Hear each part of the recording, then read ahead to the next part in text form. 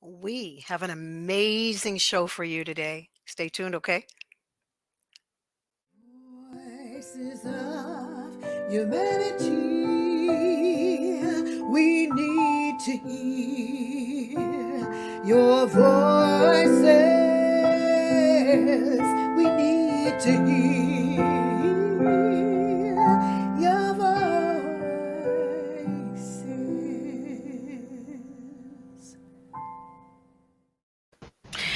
Hey, it's not your fault or mine, but together we can do something about it. Thank you so much. Welcome to the Voices of Humanity at prconnectionsradio.com, the voice of new media. I am your host. It's a pleasure. My name is Sandra McKechnie. And we have a beautiful guest with us today, but I wanted to just first remind you this is fueled by double consciousness, and double consciousness has everything. We go back in time into the time warp and we see where that started. It's a concept put forward by W.E.B. Du Bois, social reformer. He was the calendar boy of the NAACP for a number of years, National Association of Advancement of Colored People. And there's a lot that has to go with that. We talk a lot about implicit bias, implicit racial bias on the show, a lot of amazing topics. And we have some great guests for you today. Subscribe. I would love you to get this content. It's changes. It's transformational. It won't happen overnight, but it is transformational. I have my pleasure to introduce this wonderful lady by the name of Emmalou Penrod. Hey, Emmalou. Hello, Hi, how are you? I'm doing great. I was on Emmylou show. Emmalou, Healing the Families. What's the title of the show? Healing Your Families. Healing Your Families. It was a really great opportunity. I actually spoke about, I think it was, yes, policing implicit racial bias. I'm in the middle of some trainings now to double consciousness, they're called. We have a double consciousness fundamentals and a double consciousness advanced. And it's a privilege to be part of prconnectionsradio.com to share a lot of that, all of the intersections of that training, double consciousness. I'm also a certified life coach in that niche through an anti-bias, anti-oppression lens. Emmalou, I'm going to read just a little bit about our Emmalou. I had a great time on your show, and thank you again for having me. It was wonderful. Emmalou Penrod is a wife, mother, grandmother, a retired school teacher, author of the book Navigating the Educational System: 5 Strategies to Get the Best for Your Child, and family life expert with Healing Your Families. She earned a Bachelor's of Science in Elementary Education with an endorsement in Special Education from Weber State University. I hope I'm saying that right. You did. Did I? Good. You She also did. earned, thanks. She also earned a Master of Arts in Educational Counseling from the University of Phoenix. She is a show host with Win Win Women Network and a member of Kahatahai Coaching. That was the show I was on. It was part of Win Win Women. Thank you so much, Emmalou. Now, we had a great time on your show, and we kind of kept it real. And I would love you to just share a little bit more, if you can extend a little bit more in terms of family and that piece. And you're on double consciousness. You know, it has a lot to do with implicit bias and all of these things, right? So I would love you to share a little bit more about Emmalou. Well, thank you, Sandra. You know, the reason I wanted you to be on my show is because I feel like it's very important. You know, parents teach their children by their example, by what they do, what they say, and children pick up on it very quickly. And I wanted to share that this is another aspect. We need to be careful. We need to be very thoughtful about what we're teaching our children. And I would say that before I talked to you, I considered that I was a very open minded, non prejudiced person. I felt like I was raised by parents who were also very unprejudiced. And I based that on the fact that I never heard them say anything negative about people of different races, cultures, religions, or anything like that. Right. And the reality is they were very positive people. They really didn't say anything negative about anybody.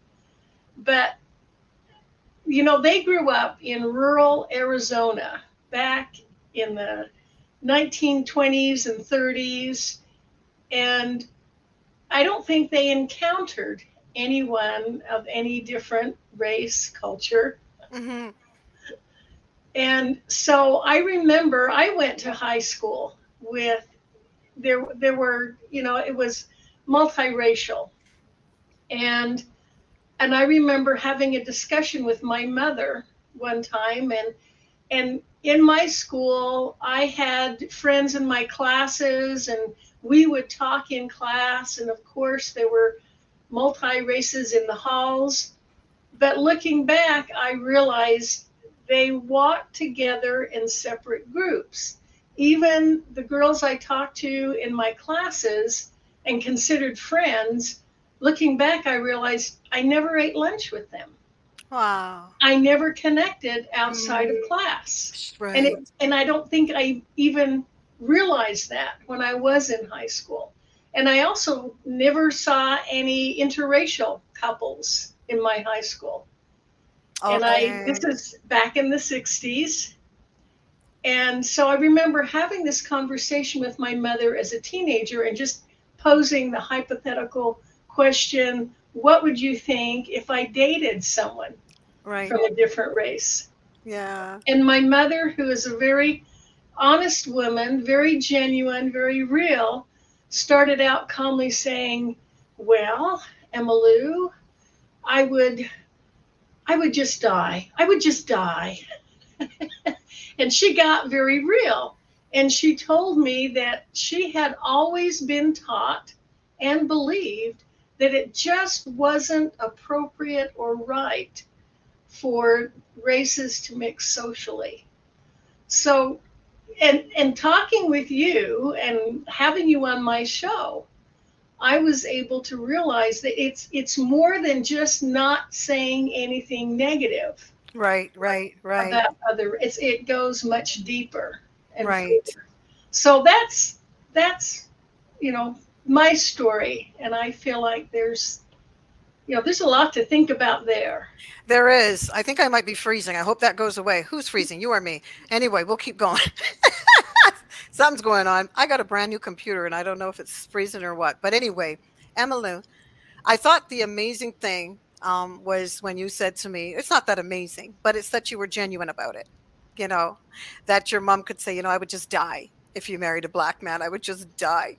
And and I had said to you at the time, of course, people have a choice to who they want to marry, who they want to be with, whatever environment you grow up in. But there was more to it than that. And it was, where did that come from? Sort of that visceral reaction. And it came through, we call it the time warp in the trainings, right? 21st century. We go back in time. That's the time warp. 21st century, 20th century. Here we go, 19, 17, 18, back here. And there is a way, and we spoke about how our black men are looked at as super predators in regards to, it was a 1954 prediction that was done by a gentleman from Princeton U, and he was saying that indigenous men, black men, are super predators, and it was a wrong prediction. He apologized, and then but the poison is already sort of in the history, right? And even before that, of course. And then this 1900s movie, Birth of a Nation, perpetuating the black man as a rapist. And, and the message there was a woman in that movie that threw herself to her death because she saw this black man coming out of the bush. Of course, it was a white man in blackface because we didn't get those roles. But the commentary was she would rather go to her death than be raped by a black man. And that wasn't even the black man's MO. But I always think of what is the backstory, so we can critically think. And you are a woman of the family, every family, all families. And I just thought that was a wonderful expression of your honesty and just tapping into your awareness, And you talk about where it came from. I also know that when my parents grew up, there was still segregation. If they wanted to go to a movie theater, my father had black curly hair, and he worked in the fields all day, so he had a very deep tan. Mm-hmm. And he would have to show his ID to prove that he was Caucasian to get into the movie theater. So there was that culture too, that they had not totally eliminated segregation. Right. And even after they did, again, thinking I grew up in an enlightened age. I was taught to value all people, and really thought that's what I did. Right. So Yes, yes. I think that's, you know what? That's the truth. That's the crux of it. When people start to think, you know what? Oh my gosh, I'm tapping into my conscious unawareness first. That's kind of the first state, and just kind of thinking, you know what? I don't know. I'm not aware of some stuff. That's a wonderful place to be.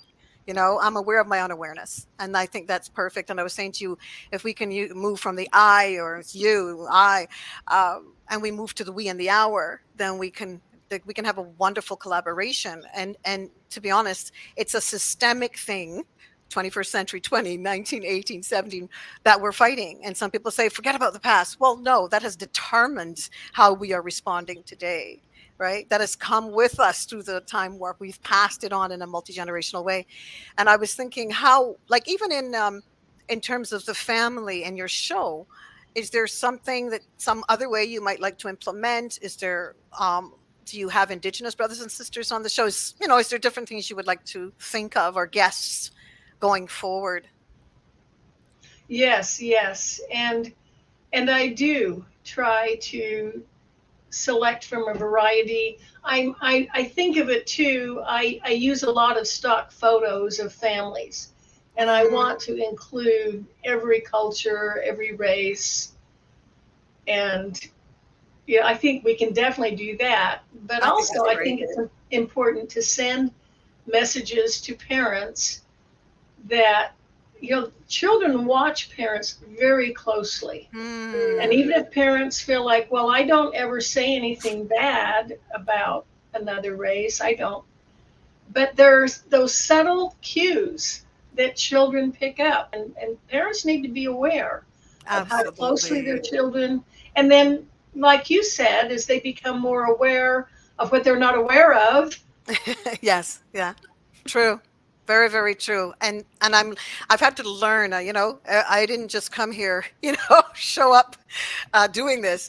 I was sleeping for a long time. And then I recognized, there's a lot of hatred, there's a lot of blame. And one thing we tout in double consciousness is it's not my fault or yours, Emmalou. It's not my fault or yours or Emmallous, but together we can do something about it. And when I coach in that niche, that anti-bias, anti-oppression sort of niche, and I have a lady specifically that I'm with now, holding space with, that is going through some horrible implicit racial bias on her job. And even in the trainings, we discuss what that looks like. And we have white people calling out whiteness. And people get offended by that sometimes. But these are people that really want to make a difference, and I really know that you do too. And I really respect that and your genuineness in telling us your story. All it says is your mom stuff was passed to her, and inadvertently it will be passed on. I'm going to let me put my, there we go. I'm sorry, guys. I'm just keeping it real. I got to plug in my computer. So the other thing is, and I was thinking how amazing this was I'm reading a book now. Give it a minute. There we go. I'm reading a book now called What White People Can Do Next. Forgive me if I'm saying it wrong, but it's by Emma DeBerry. Amazing book. And one thing that I'm alluding to it, I won't quote her, but is that um, we can think another group is inferior and still be committed to protecting them or doing what's right by them, which is it's like a powerful dawning that you could actually think someone's inferior and still be committed to. And maybe that's the case until people learn more, and grow and change. How does that sit with you, hearing that? Well, first of all, I'm what I'm hearing is think someone else is inferior, and I Hmm. I don't agree with that. I Okay. My experience has been every person I have met Okay. has something to teach me. And as a school teacher, when I worked with students with special needs, I had students who had a very low IQ, were struggling with social skills, Right. and yet they had worth. They still had something to teach me. Wonderful. And so I think if we ever catch ourselves thinking some other group is inferior, we need to revisit that. To Yes, me, absolutely. that is not accurate. Every human being Mm-hmm. has value, and every human being should be allowed to become the best that they can be. Mm. You know, I travel through, south of us is Arizona, and I travel, one road we take goes through a reservation. Right. And you see these out in the desert, these very skimpy shelters, people living in severe poverty in the United States. Mm-hmm. And why? You know, and you have to ask yourself, why? Did they really choose this? Have they not been allowed to feel that they can Mm-hmm. have something else? So Mm-hmm. I think there's a real problem if we ever start to feel that another group is inferior, whether it's a, and the political parties do this. Uh-huh. Uh-huh. They'll name call, and no. Mm-hmm. When Mm-hmm. they think differently, have a different opinion. So But I was thinking how, because even if it's, again, that could be an implicit thing that comes out in people. You might not, nobody wants to walk around thinking, I think that group's inferior and that group is inferior. the implicit, I see what you're But it saying. may Yeah, come out yeah, in, I mean, she's called it because people may end up feeling dehumanized or, or inferior, depending on how the so-called dominant, if someone is the dominant group or those that have benefited in terms of the system and the systemic racism, structural racism, depending on what happens when because it happens a lot in the corporate world, C-suite. It happens with people that are busy. They don't have the time and they unintentionally, unconsciously let this stuff seep out. you know and you actually can feel it. It's a terrible feeling. The indigenous people feel it a lot. you know yeah. so it's something, I think, probably your show and shows like yours, shows like this, and so many beautiful shows out here, um, can be a real catalyst for people like yourself to come on that are genuinely wanting change, and Yeah. genuinely wanting to speak to it and being honest about tapping into things that they're unaware about, that they're Yeah. unaware about their unawareness to start, and then moving on to, conscious awareness where you're getting a little bit more aware, you know.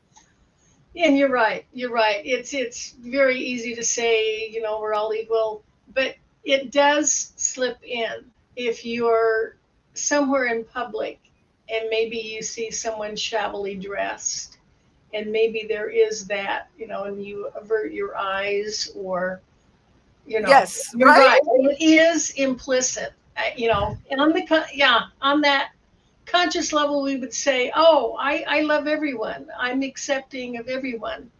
And yet, if we're being honest, For sure, I've done it. are there groups that And we ignore, yeah, yeah, or yeah. Or we walk by before I grew up. I tell people, I'd walk by, see somebody, I'm like, oh gosh, no, I don't want to look. I gotta go. And now I really, because I want that inner change, if someone is there, indigent or whatever the situation is, even if I am not giving anything, I need to tap into that for just a second, and acknowledge that. What is well, that? What am I feeling? yes. And I'm thinking, just make eye contact, just acknowledge Beautiful. them as a fellow human being. I Absolutely. think that goes a long way, I think just that's being huge. acknowledged. Hmm. So, how often is your show? Oh, it's weekly. It's every Wednesday. Okay, okay. And you are going to send me all of your information about that show so that I can put it when we kick it out, that everybody can have that. I'm happy to do that.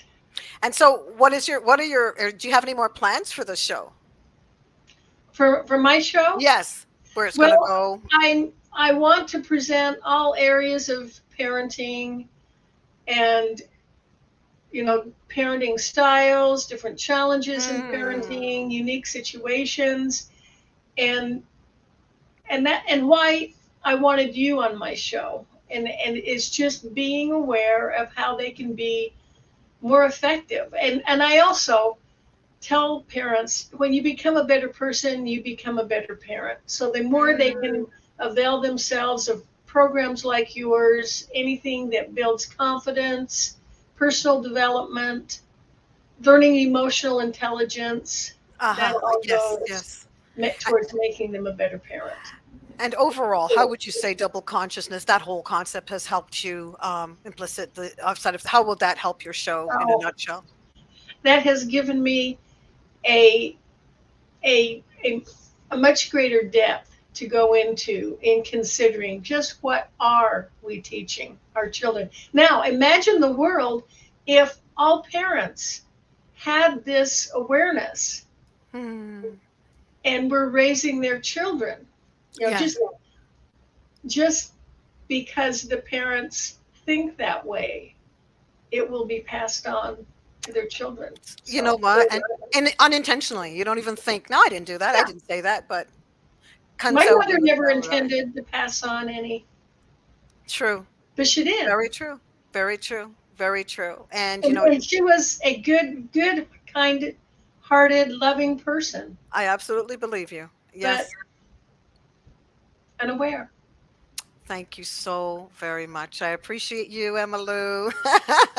And Thank we you, we Sandra. we absolutely will be in touch because I think it's really important stuff, and I love it's the action that I think people are really wanting to look into, to the movement of doing, and calling out their own whiteness, whatever that looks like. When we say that, because this was not about white or black. This was about nations. This was not about, that was constructed. And when people say call out whiteness, they're talking about the acknowledgement of, okay, yes, what concessions can I make if someone is going through A, B, or C? And I know that I may not have that level of intergenerational, multi-generational stress or internalized oppression as a person or as a group, So looking at that sort of thing. So I'm so glad that you have actually been it's been a somehow it's been helpful and inspiring to you. Thank you I, for lo- joining me. I love the word awareness, and thank you for what you're doing. Thank you for Thank inviting you, me. Emma. We will be in touch. This was great. And we have a little bit of a commercial for you, and we'll be right back. Thank you. Hi there, I'm Sandra McKechnie from Double Consciousness. Double Consciousness looks like this: cultural sensitivity, cultural awareness trainings. I've been doing it for 4 years. We're going into our 5th year, or 41st time on Zoom, and we're doing it. Would love you to join us. The next thing that I do is I'm a certified life coach holding space for clients in the areas of cultural awareness and sensitivity, right? So people that may have a challenge and they just want some space, a consultation, coaching opportunity to unpack implicit racial bias. Everybody's welcome, and we would love to have you in the trainings or book a consultation. And we have a free opportunity, 15 minutes, if you want to have a chat and get to know me and find out where you fit in that. The next thing that I do is I am a host for Voices of Humanity out of prconnectionsradio.com. If you want to be on my podcast and you're a fit, because it does have to fit with the show, has to complement the show and the network, I would love you to get in touch with me. And I'm also, from my heart, and I've always been a singer-songwriter, and I love this stuff. I love the singing. We put it in our trainings, our cultural sensitivity and awareness trainings. So sometimes I just sing just like this. You're all that I want. You are all that I need. And you brought me here when I can't find my way. You're all that I need. And you brought me here to pray. You should hear that with my keyboard player. It's to live for. Thank you so much for your time. I hope that helps you to know who Sandra McKechnie is. Take care. Bye for now.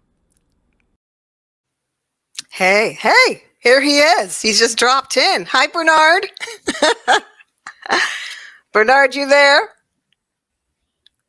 I think you're freezing now, Bernard. Are you there with me? Can we hear you? Hello.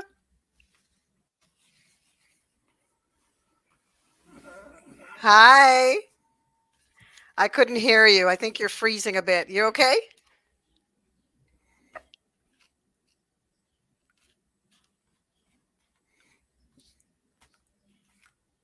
Hi. Bernard, I can't hear you.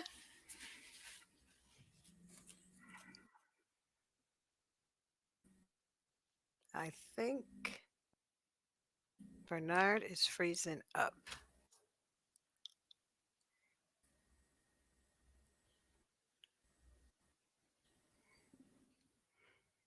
Hey.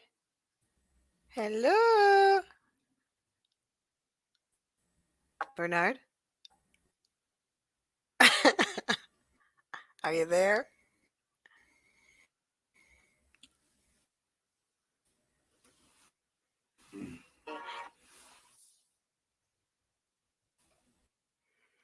We're giving you some time to kind of. You look like you're smiling. Can you hear me? Can you give me a wave?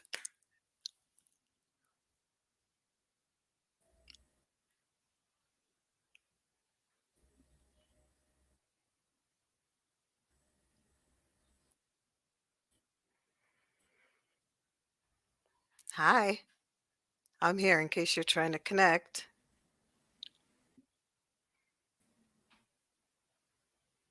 Thank goodness for editing.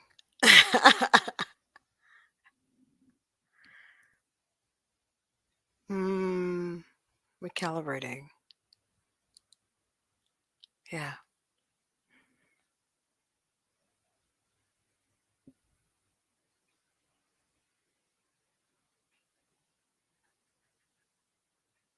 Maybe he might come back. I hope.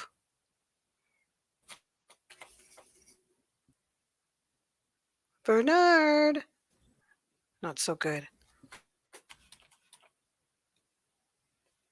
Hmm.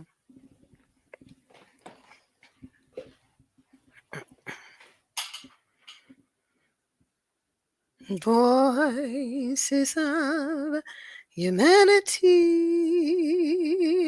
We need to hear your voices.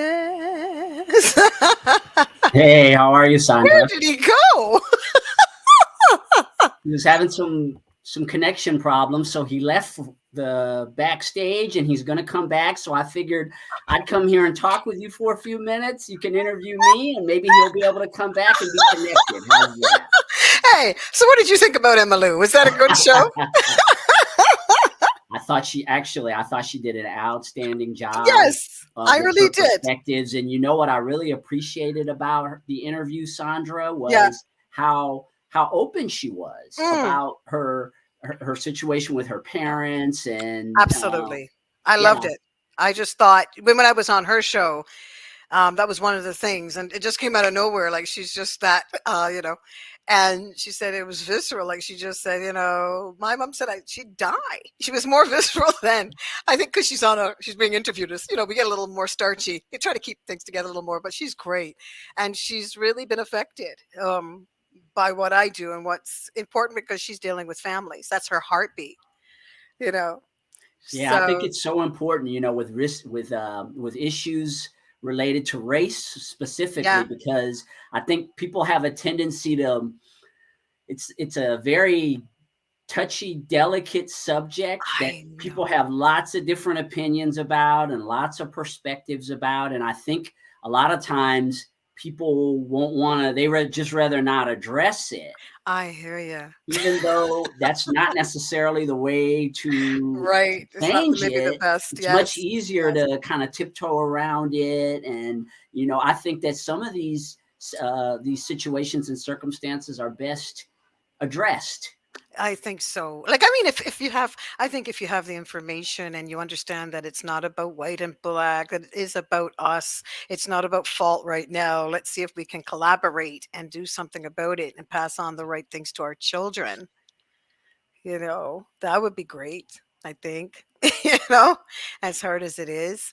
I'm doing a training right now that, these people online are calling out whiteness, calling out the system, the structure, the construct, and saying, you know what? Yeah, I need to think about if I need to count to 10 before, even if I make a disciplinary action or I write somebody up for something at work, or what does that look like? Our biases involved, and what am I doing that for? And actually, this Bernard Mills was coming on to talk about that whole thing and the recidivism, people returning. Why do they return all the time like this? And the stats say that, oh my gosh, blacks, it's still the same. It's come from the system and structures that were set up. Droves of black men being taken off the street between emancipation and the Second World War for rape and all kinds of, I don't know, looking at a white woman the wrong way and all sorts of things. So stealing a pig for $1. And now today, it's not that. It would be your car's too nice. What are you doing to get that car? Just pulling people over for, I don't know. I don't like your windows are too tinted. Yeah. I've had conversations with people, Sandra, related to things like you were sort of touching on racial profiling just a second ago. Totally. And I think that racial things operate so unconsciously. Yes, it's that a lot of times people don't even realize, if you're not standing up screaming about things, that doesn't mean that you're not experiencing these things. So I've had conversations with people where I've told them about experiences I've had with racial profiling. Wow. And they were really shocked to hear that I had those experiences. Yeah, not you, guy. You're too nice. It's not right. Just because I don't make it, I don't use that as that's just not something that I spend a lot of time on, because I got other focus, stuff right? Not that yes. It's not something that's wrong and that shouldn't be happening, but because I don't tend to, a lot of times, just having relationships with people who are white, but that's not the first thing that I'm going to bring up, is the fact that the cops pulled me over in a white neighborhood when I was sitting in my car doing absolutely nothing. Absolutely not. And made me leave the neighborhood. Mm-hmm. So, but that's not the biggest part of the conversation that I have with them. And I think sometimes white people just assume that if you're not talking about it, it must not be happening to you. So this is very true. There's just so many levels when it comes to race relations. Are just so interesting. They are really so interesting. And here is Emmalou, who's got a loving mother. And how many people do I know in my life like that are white? They have nice parents. They will treat me well. I've got 4 godsons there. One of their sisters, my goddaughter, but you have to claim them all, So here they are. They're white, and it's like, we've got black friends. We're good, Auntie, So it's by proximity for them, right? So they can't concede that. Because their black friends don't bring anything to them like that. They don't go down there with them, So they don't really feel anything's wrong, but it doesn't mean their black friends are not experiencing stuff. Right. And just filing it in the filing system, right? Right. It can be a real eye opener when you share some experiences that you've had, and then they say, I had no idea that this was right, as if, I guess, that should have been a topic. But again, a lot of times you just, there's so many other things are happening in your life. It's not necessarily the topic that you want to bring up when you get together. Oh my goodness, for sure. With your friends, whoever they are. Takes a lot of energy. That definitely does not mean that you're not experiencing. It's so true. And you don't get a lot of support that way. I have a white sister girl, blonde hair. I always joke about her. She's wonderful. And we have a great relationship. And, I have a couple more, but they're not really, it's hard for them. One of them can't even address it. She's like, okay, I feel like I have to apologize to all the black people in the world. It's too much. She can't even come to a training. So we have to still love each other because we're all mixed up in our families with this.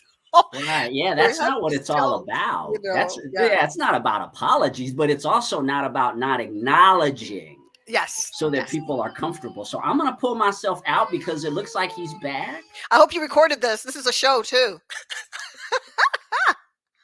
Oh my goodness.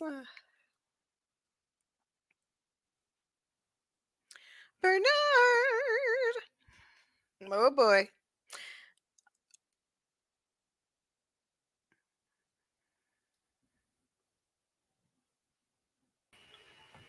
All right. I guess he's not back. I think it might be his system. You know why I froze? And I'm so sorry I froze at the beginning. I don't know if you can cut that out or something. I don't know. But I was running out of juice and I didn't even know it wasn't plugged in. So it was fighting with me. What's wrong with you? So of course I had to plug it in. Can you still glean from that, from what we did with Emmalou? Oh yeah. I mean, we're Okay. still live on Facebook. We Okay. have viewers out there. Hey, So everybody, you're great yeah. people. Thank you for your patience. You guys are Yeah, great. this is the streaming world. These are some of the adaptations that we have to make sometimes Right? in this That's okay. streaming world. You better keep our content. I like our conversation. That was great too. I stick that up. Right. Yeah. I mean, I so appreciate what you've been doing here on the network with this concept of double consciousness that I had never really even heard of before. Although I understand the double consciousness. I mean, Yes. I really understand the fact that I was told many, many years ago that, yeah, for being a Black person in America, me being from America, is that, and I think this is from W.E.B. Du Bois, Yeah. about having two faces. Yes, and this is the veil. Isn't that awesome? This is the veil. And that to operate in America, Black people have unconsciously learned how to take on two perspectives, right? Two ways that they approach the world. Two social streams identities. of thought. Absolutely. And I mean, most people that I see who are Black, they absolutely have experienced that in their lives. I know I have. And again, it's so natural because you just do it your whole life. You know that you have to function in a society that is very different maybe than your Black perspective. Mm-hmm. But what do you mean your Black's perspective? Oh, I see what you mean. Yes, that you kind of have to code switch. Oh, yeah, there you go. There's a high five. Because, really, and people always get upset about that. I saw a video, somebody was so upset at somebody. Oh, you're just acting white in the week at work, and then you're acting Black in the weekend with your people. And I'm like, who cares? The point is, we were assimilated on so many levels to that white is right, brown, stick around, and Black, get back. I don't care where you go, just get Black back. So I feel we should give each other a break. If I showed up so white, my family used to let me talk to people. If my mother was in the hospital, they say, let Sandra talk to them. She knows how to talk to them, because of the way I showed up. And I find it so hilarious, right? But it's the truth. There are certain ways I was assimilated to present myself with the so-called dominant group. So I do it. But when I woke up and started listening to W.E.B. Du Bois's writings, a lady by Dr. Joy DeGruy, who's out here doing her wonderful work, sociologist, and listening to trauma specialists and people that have skin in this game, I'm amazed at how much it changed my life. And I understood it and I accept it. And it's like every day, Guy, I get up and, sort of unconsciously, I say, my name's Sandra McKechnie and I'm challenged with double consciousness. Yeah, right? Right? Because even I go to Hamilton, there's a place here in Ontario, and I will go, my auntie, say I go there. I haven't been in years, but you go to auntie just talk like this. She just talk like a real Bayesian. And so when you go to auntie's house, you end up, auntie, I'm starting to talk like auntie because that's our people, or my mom or my dad. The moment I get in my house, it's not as bad as auntie, but because my dad still has a thick Bayesian accent. So you have your ethnicity, your people, and then here I'm on the show. I don't, right? If I came on here doing, Guy, what happened to Bernard? He gone? Like you'd be like, I don't think they can understand. You better stop that. But this is part of who we are, and we adapt. We do have two streams of thought, two social identities, and we want to close that gap. We're trying. And the judgment, I think one of the biggest challenges, Sandra, is when people get in judgment about it on any level. So it could be Black people being in judgment of the fact that you are assimilating, like you had mentioned. And sometimes you can get a lot of negativity from Black people about the fact that you are assimilating. So there's a judgment that they're making about that, right? Totally. Then sometimes you can get judgment from white people about the fact, why aren't you acting Black? Why are you trying to act wife. Lord have mercy, I got a story. So This this is is so some of true. the frank type of talk that needs to So true. sometimes, right, needs to So be true. discussed. And me being a PR and marketing person, this is kind of out of my, but again, I'm just so inspired by what your show is talking about, and you addressing these issues and being a lot more frank than with the people that you talk to and the experiences that you share. And I think it's being worried about how people are going to be offended by what you say. Sometimes that can be a real block for progress, as we've had as our president that we just had, where everybody talked about how important it was to express yourself, as he was very open. At least in America, we had a president who was very open about his expression, and there were people who would just cheer about how open he was with his expression. Right. And so I feel that we need to be accepting of that on all levels. If Donald Trump should express himself and his followers should express themselves, why should other people not be? It shouldn't be cheered that other people are expressing their displeasure with things or their opinions about things. And so it's the judgment, hey, take a position, but the judgment is part of the problem. If you're going to have freedom of speech, that's a really big thing in America anyway. Freedom of speech for your side is great. But when the other side wants to speak out, then you're against it. That's some of the challenges that I see with communication as it relates to race. Absolutely. Everybody, this is the gentleman. I was being interviewed on his platform by the beautiful Desiree, and he came backstage and he said to me, "You'd be good at this, Sandra. You would be good at this." All right. So I thought, oh, yeah, and look okay. At you. I know I'd be good at it. Okay. I needed a minute. Fantastic. It was kind of starchy moving out of the gate, but it now I'm here. I'm me. Oh my goodness. I think it's a great opportunity, Guy, for people to just also just delve into those intersections of double consciousness, and we have a lady that's going to come on from India, and she really wants to talk about the treatment of our people in India, south there, where the women are treated deplorably. Like, that's such a heavy burden on her heart, same people, but one will from the north, that people will call them like dirty South Indians, this horrible kind of treatment. So that's her passion. And of course, we had Sandy Boucher, remember her, the expert on conciliation for the Indigenous people, and she wants to come back and we have to do a screen share that time because she wants to really get into some stuff, just a sort of a teaching and training that hour. And I look forward to that. There's some crunchy little bits, little prickly little bits coming. And I don't know if you remember Fenella. She's the lady, Fenella Trevelyan. I don't know if you were at that show. Maybe you were. We did a show on. Yes, you were. You did. She was the lady that grew up in South Africa, apartheid. Oh yeah. Oh, she's wonderful. Isn't she great? Had a wonderful story. Yeah. So she's going to come back just to. We want all the voices, and because it's a video podcast, it kind of you get to see the faces. So I can't fake it. You can't fake it and bring on. People are going to see people. So.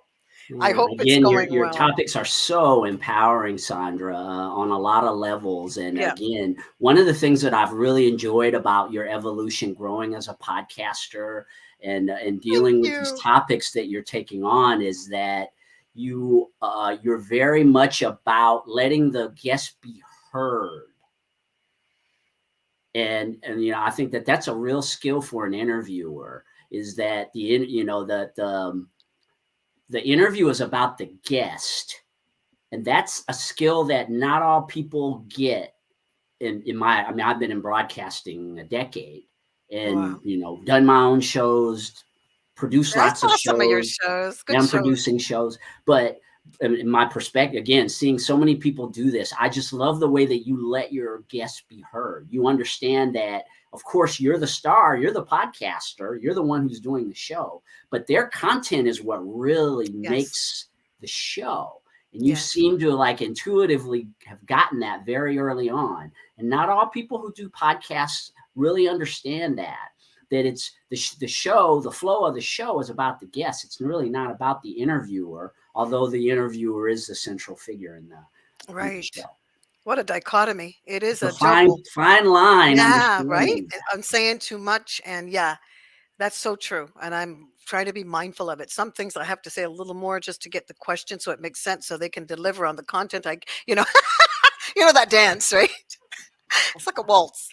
Yes, you have to prepare people. You have to position people to be able to give great answers, and that's a skill. It really is, to get them to open up and really share with you. It's an art. It's an art to know how to ask questions and then position your guests to be able to answer them and really be able to express themselves. I was looking at a couple of your shows online. You got the nice furniture. Wow. Was that through Classy Communications as well? Well, yes, I've done TV shows on Nice. lots of different networks, and what we've done here with PR Connections Radio is streaming has just become such a popular platform. And after many, many years of doing AM radio, FM radio, doing TV shows, internet TV shows, a few years ago, I just decided that I wanted to create a platform that would allow people like you to be able to become leaders through podcasting. Wow. By sharing these messages about all types of different topics. And Wow. and the video streaming platform has become so popular with people. This is how people get their information now. Yes.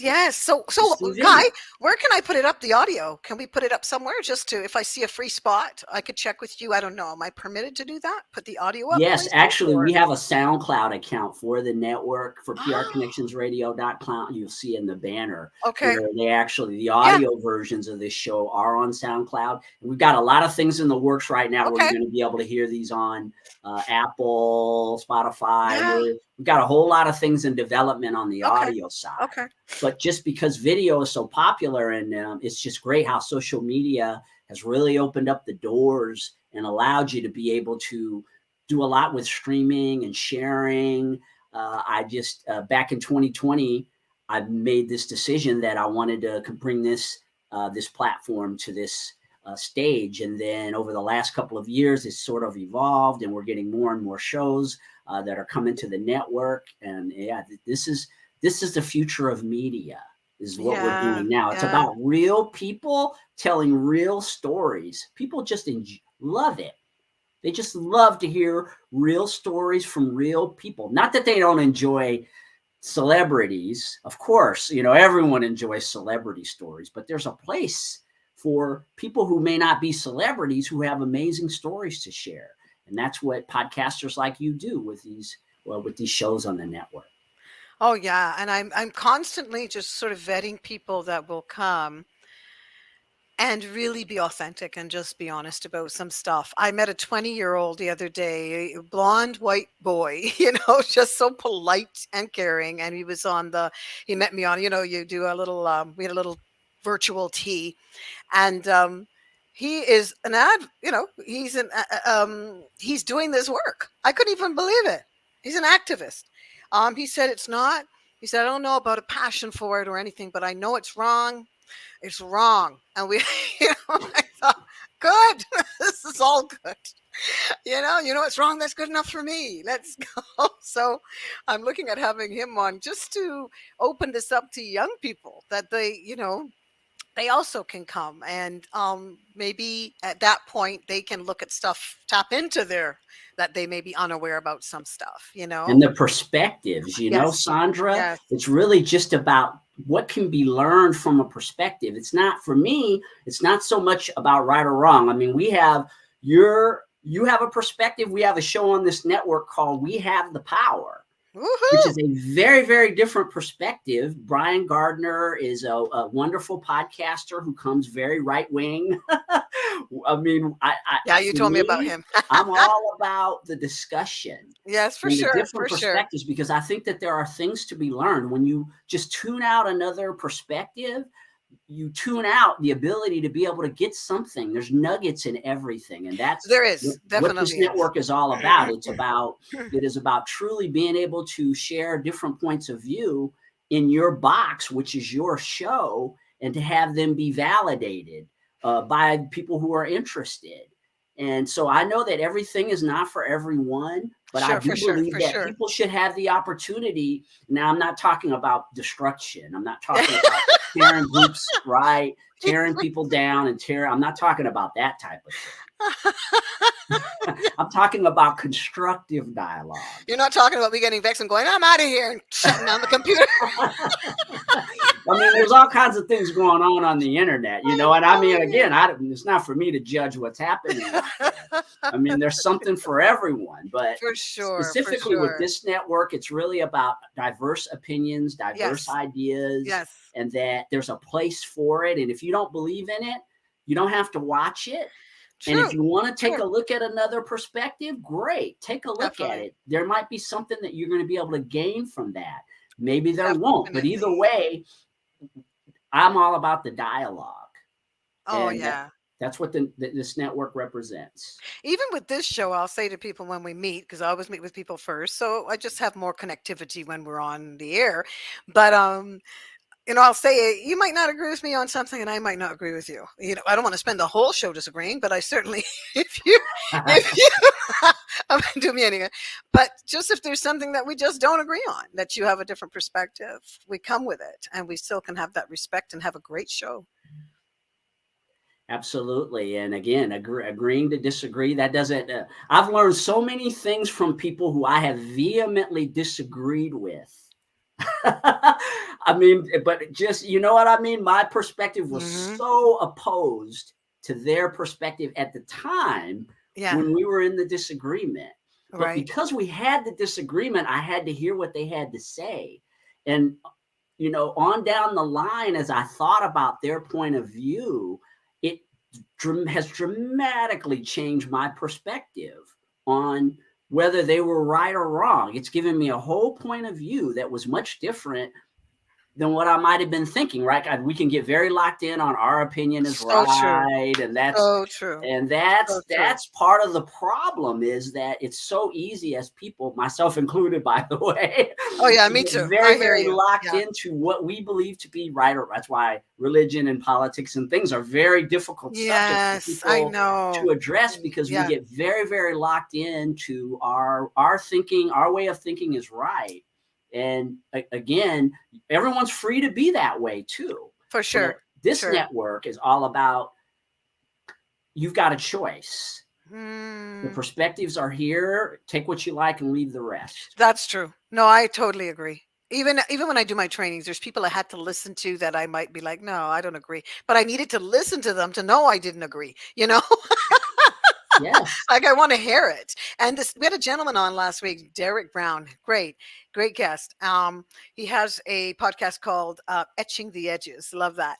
And he was talking about critical thinking, getting as much information as you can, and then so you can really have some critical thinking around your perspectives even. And I love that. I love even looking at debunking things I really believe or holding on to. And so it can give you a really solid foundation in terms of awareness, I think.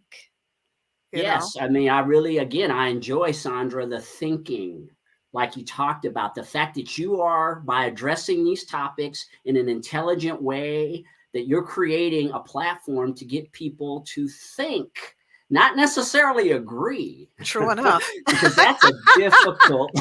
a very difficult thing for people to do. Very true. But just to at least think. Yeah. We need more thinking in this world. Yeah. In my opinion. For sure. And we're creating thinkers every day. So even passing things on, people might be very influenced by your show, your network, and that might help them to really start thinking, using their brain and studying so that they can have the information and then make their own decision on a lot of topics. I love shows like these. I got to look at some of these other shows. I've dropped in to the two gentlemen that are there. The two gentlemen, what is that show called? The two black guys that are on now? Defenders of Finance. Okay, yeah, I think that's neat. There you Both of go. those guys are some really sharp financial guys. Very, Mm. very sharp. One is a loan officer and the other is a financial advisor. And they give some excellent information on that network. On that show, very basic information that can be extremely helpful for you I must tap into when it that. comes to your finances. You got a whole smorgasbord going on over We've got here. a sports show called The Sports Angle with Ian Rochelle. Yes. He's a young guy who's really into sports. Yes, he's And very a nut and passionately very knowledgeable about sports. And his Wow. his podcast is at 7 p.m. Pacific Standard Time this evening. Wow. And so those are two of our newer shows. We have The Love of Business with Miko Faith. Ah, love who me, you're Miko. very good She's friends with. coming on the show. I just think And it's The going to Love be of great. Business is all about your business, Yeah. why you love what you do, and other shows in the works as we've got. So listen to this one, Sandra. We've got Millennials in Politics Whoa. is one of the shows that we're developing right now. And we're going to have a blue edition and a red edition. Have mercy. So we have to separate. Initially, I wanted to put them together, but like I said, politics, no way, right? So what I'm going to do is I'm going to separate the two shows. There will be a Democrat edition and a Republican edition, so they can all come on and espouse their views from their collective or their individual parties. And from there, the one way we're going to bridge the two is we're going to do Millennials in Politics, the debate. So we will create an actual podcast where we will bring the red show and the blue show together and then for edit. a debate. Oh, together on one show. For one show, not very often. That'll be Because amazing. Again, that takes away from the interesting. But that's You let me a know show about that's that. in development right now. I'd be interested. I really would love to see the conversation behind that and how it's approached. Good stuff happening at PR. Hey, thanks for the website. Yes, our website is live. We were down for quite a while. Thank you so much, Sandra, for your patience and your prodding as we were moving towards the. I was trying to be diplomatic. The re-release of our website, nice. But we've got a lot of development still to do on it. However, but at least there's PRconnectionsradio.com is live. You can go over there and watch podcasts that we have. We've got a big blog area that we're going to really be developing over the next couple of months. We're always looking for contributors to our blogs. Oh, really? Where you will be able to submit actual blogs related to topics the shows that are covered on our network. We're going to have all types of written content as well on that website, articles and things that including you, if you wanted to contribute content. Oh, I do. But do other people outside or just people in the network can contribute to the Not blog? necessarily just in the network, just as long as it's congruent with thinking and the types of ideas that we have on all these shows. We're definitely looking for people who want to participate in that as well. So when can I start that? That's in the works. That's great. Yes, you can start writing whenever you're ready because we're going to be developing the blog side very, very soon. Okay, I like that because I have it up on another network, a network called Medium. My blogging in terms of from my website. That's great. Well, you're doing some stuff there. Yeah, and so are you, Sandra. And who knows? I guess I was meant to come on and talk about some of these things. You know what? I just think Father knows all. Look at this. Look at it. Absolutely. I know. Bernard's supposed to be here. I'm forever amazed at how life works sometimes. I'm always grateful because here's a guy. I just think that is so hilarious. What are you doing here? It's supposed to be Bernard, but we're going to have to get him sorted out with a system that's really, I think it's probably the system he's using. I suspect, something's off.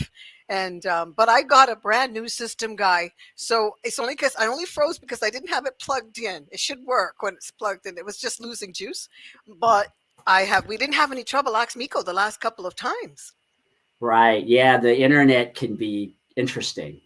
Yeah, definitely. He just had a bad connection, and you never know when it. We try to do our best to manage it. That's why I was trying to wait, and sometimes it'll pass. It'll come, yeah. It just didn't seem like it was happening for him today. I know. We did. That's okay. We still got a show. Yes, we did. Hey, everybody, we got a show. I'm so glad. I like when it's natural like this. It's good. It's good to be here with you, be a part of this. It's like a movement. Yes, absolutely. And again, Sandra, I can't overemphasize. You've just taken this whole concept of Voices of Humanity. I told you what the topic was, and then you just ran with it. And I mean, everything that you're doing is so in alignment with it. We have a group that I share your shows in called Empowering Humanity. It's a group that I'm a part of. Nice. And they are just so appreciative of your shows. I get such great feedback from them about the topics that you're discussing, and they've consciously come to me and said, she's wonderful. We just love the shows that she's doing. Really? Oh, that feedback's so nice. Make sure they subscribe. It's about Voices of Humanity. I'll make sure that I send them a link so they can subscribe. Thank you, Guy. I think we did great. Yes, we did. Ladies and gentlemen, put your hands together for Guy Dawson. This was nice. All right, you ready to go into your soft out? Oh, yes. I'm getting too relaxed over here. It's a show. Come on, girl. Oh, my goodness. Voices of humanity, we need to hear your voices. We need to hear your voices.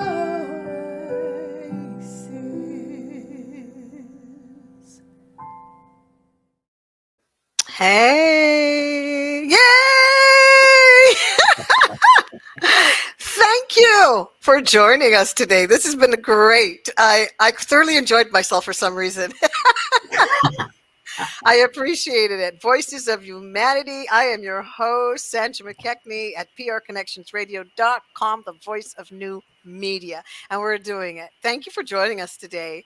And thank Guy for joining us today. And Emmalou Penrod was here with us, and we had a good show. I hope you enjoyed the information and the content. Double Consciousness, please subscribe to Voices of Humanity at prconnectionsradio.com, the voice of new media. We'd love it. And you can go on the website too. All right. Thank you so much. Subscribe. Thank you. We value you. Thank you so much. Bye for now.